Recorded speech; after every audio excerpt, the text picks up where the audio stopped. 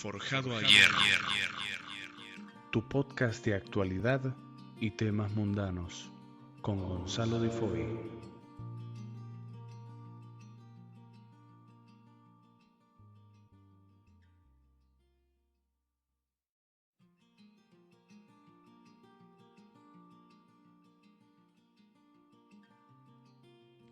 Bienvenidos a este tercer episodio de Forjado a Hierro. El tema de hoy: inventos que cambiaron el mundo. En este episodio hablaremos del arado. Vamos a aprender un poco juntos por qué he elegido este invento y por qué es tan importante para la evolución de la raza humana sobre la Tierra. Es difícil pensar en un invento que nos haya acompañado desde tiempos tan remotos y que a su vez hoy en día nos siga acompañando. Hoy en día hay inventos que sustituyen otros inventos y hemos entrado en una especie de círculo vicioso donde producimos cosas para, mantener ocupada cierta parte de la población. Acompáñame a descubrir el arado. Aprieto firme mi mano y hundo el arado en la tierra. Hace años que llevo en ella, como no estar agotado.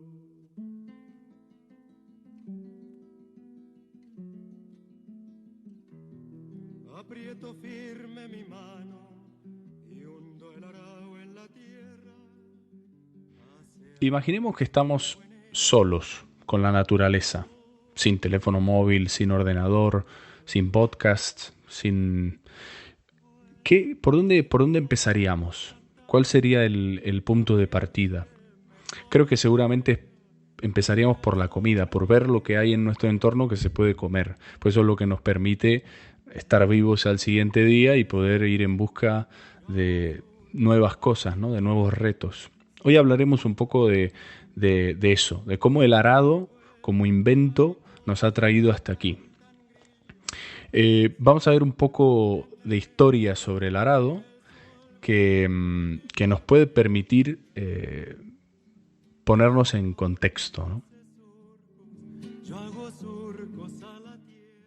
El arado se crea en Mesopotamia en el año 5000 a.C., o eso es lo que dicen los historiadores. Quizás se creó muchísimo antes, pero bueno, los seres humanos eran nómadas, éramos nómadas. Quiere decir que nos movíamos de un lado al otro en busca de esa subsistencia, ¿no? de esa comida. Y estábamos constantemente en movimiento y nunca nos quedábamos en un lugar demasiado tiempo. Según los historiadores, el mundo estaba transicionando de una etapa fría hacia una etapa más cálida. Eso provocó que los seres humanos siguiésemos a los animales, a la sabia naturaleza, que iban en busca de agua, y nos asentamos en lugares fértiles, lugares donde había agua, donde había vegetación, y fue como una especie de confinamiento. Bastante diferente al confinamiento de hoy en día, pero se puede decir que eso provocó el asentamiento de los seres humanos. Este periodo marcó un hito, ¿no? Que fue el cambio de ser nómadas a ser sedentarios, ¿no? Aquí me gustaría hacer un pequeño paréntesis, porque a veces vemos documentales o leemos cosas que nos explican la historia, pero no sabemos bien cómo ocurrió que se descubrió la agricultura en esos asentamientos. Entonces yo le voy a poner un poco de imaginación. Si alguno de ustedes sabe de verdad cómo fue, me encantaría que me lo comentara o algo para aprender un poco más. Pero hoy solo les puedo dar mi versión de los hechos, ¿no? Le pongo un poco de imaginación, ¿por qué? Porque me imagino a un ser humano de esa época comiéndose una pipa de alguna fruta y tirándola ahí en el asentamiento, y de repente al par de días creció un vegetal o una frutita, un tomatito o algo, y descubrieron a través de esa acción que crecían cosas, ¿no? Que si se plantaban, se crecían, y quizá descubrieron incluso productos que crecían con mayor rapidez que lo que puede ser un frutal. Entonces creo que esa fue la manera en la que descubrieron la agricultura, a través de esa serendipia, ¿no? De esa casualidad, algo que se descubre así porque porque surgió, ¿no? Como otros tantos inventos que han surgido así por casualidad. Eh, Dicho esto, ese hito, que fue el descubrimiento de la agricultura en el asentamiento, les llevó a descubrir que se podían quedar ahí y seguir viviendo, que no había más necesidad de seguir moviéndose por un lugar. Entonces también, como el ser humano es bastante intuitivo, descubrieron que, bueno, utilizando ciertos instrumentos podían ejecutar esa plantación de una forma más rápida y efectiva. Entonces, al principio el arado era simplemente un palo. Dependiendo del lugar del mundo, estos cambios se dieron en diferentes partes del mundo más o menos al mismo tiempo, pero la tierra no era la misma en el norte de Europa que en Asia o que en América. Entonces los instrumentos fueron variando alrededor de ese hándicap climático, ¿no? Y bueno, por eso también no solo evolucionó el arado, sino también los productos que se cultivaban. A su vez, los productos también marcaron la trayectoria de las diferentes civilizaciones, ¿no? La dieta, por así decirlo, marcó un antes y un después, ¿no? Los productos que eran capaces de cultivar modificaron genéticamente esas civilizaciones de alguna forma.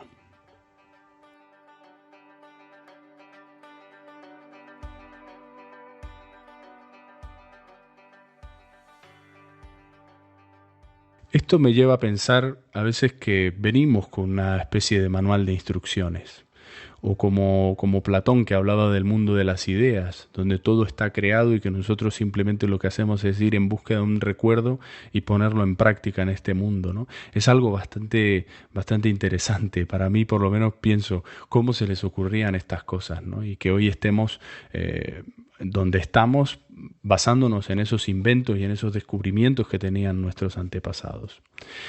Con estas herramientas de las que hemos hablado, el asentamiento de los seres humanos, la agricultura y el arado, la evolución empezó a acelerarse muchísimo más de lo que estaban acostumbrados, ¿no? Los antepasados. Esto también trajo el concepto del excedente. El excedente y la productividad. Es decir, lo que antes probablemente 10 recolectores podían traer, ahora un agricultor o dos agricultores eran capaces de cultivar. ¿Qué se generó?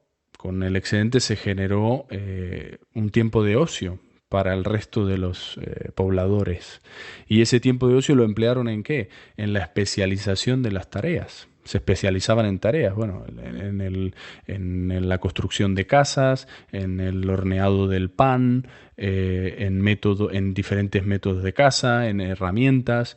Entonces, bueno, se genera una especie de mano de obra especializada en diferentes actividades que también trajo de alguna forma el trueque, y el trueque nos llevó al comercio, y el comercio, bueno, saben todos a lo que nos ha traído, ¿no? Nos ha traído a un mundo con bastantes desigualdades, ¿no? Porque no todas las tareas tenían el mismo valor, o bueno, entonces eso también generó unas diferencias.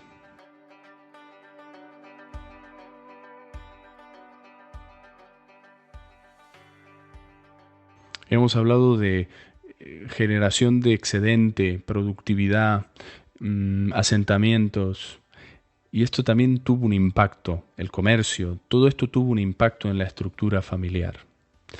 Pensemos en esos habitantes recolectores, pensemos en un padre y una madre recolectores, antes de la creación del arado y del asentamiento y demás, tenían hijos que les acompañaban en esa recolección, de un lado para el otro, y no había tanto tiempo como para procrear, ¿no? Cuando se genera este asentamiento y el arado, y había una manera había una garantía a la supervivencia, la demografía también empezó a acelerarse de una forma bastante abrupta.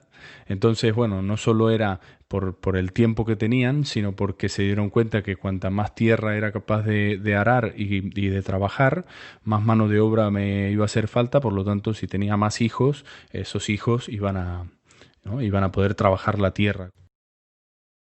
Hay un libro muy interesante de Tim Harford que se llama 50 inventos que cambiaron la historia, y el arado es, por supuesto, uno de los principales a los que hace referencia Tim Harford en su libro. Y él habla de cómo el arado cambió en sus inicios la estructura familiar y las relaciones entre los hombres y las mujeres. Digamos que el hombre trabajaba la tierra y trabajaba con el arado al ser un instrumento pesado y demás, y la mujer confeccionaba la cosecha que el hombre traía a casa. Entonces, según Tim Harford, el hombre descubrió un método de control de la vida social de la mujer, porque se dio cuenta que cuanto más cosecha traía, menos tiempo tenía la mujer para vida social y para hacer sus asuntos. Digamos que el arado también generó el inicio de la misoginia como tal. La verdad que el arado, ahora mismo me planteo si fue una buena idea o no fue una buena idea, ¿no? Como íbamos diciendo, el resultado de la especialización de los trabajos, el trueque, nace el comercio. Con el comercio también surgen los intercambios lingüísticos. Hay muchas cosas que se van generando alrededor de este invento. También el arado fue evolucionando con el tiempo. Y ese arado generó, hay arados que como todos sabemos, arado por sangre, que se dice, es el arado que lo empujan unos animales. Digamos que no era muy fácil conseguir animales y era bastante caro, por lo tanto se dieron cuenta en las aldeas y demás que si se unían podían comprar animales juntos, y ahí surge lo que hoy conocemos como cooperativa, ¿no? Gente con un fin común, un fin comercial común, poniendo en práctica unas actividades para poder producir y ganar algo, en este caso dinero, ¿no? También, podríamos decir que del arado surge la necesidad de generar dinero y de ese intercambio. Y el dinero a su vez trae el ascenso de reinos, soldados, ejércitos. El arado, la verdad que era como la piedra angular sobre la que todo giraba, y podemos ver que si vemos películas o si leemos libros de historia de hace muchísimo tiempo, las sociedades feudales también se basaban en el arado, en la producción de materia prima, ¿no? A través del sector primario que es la agricultura. Un dato curioso de cómo cambió el arado, incluso la fisionomía de los seres humanos. Se dice que se han encontrado cuerpos que que hubo como un cambio abrupto de estatura en hombres y mujeres antes de la creación del arado y después de la creación del arado, donde cuando se asentaron y demás, se redujo a 15 centímetros la estatura media de los seres humanos. También se modificó la dieta, una dieta basada en cereal mayoritariamente. Las mujeres se encontraron muchos cuerpos y se evaluaron, ¿no? Y llegaron a la conclusión que las mujeres sufrían muchísimo de artritis, estar de rodillas moliendo el grano y demás y confeccionando la cosecha como decíamos antes.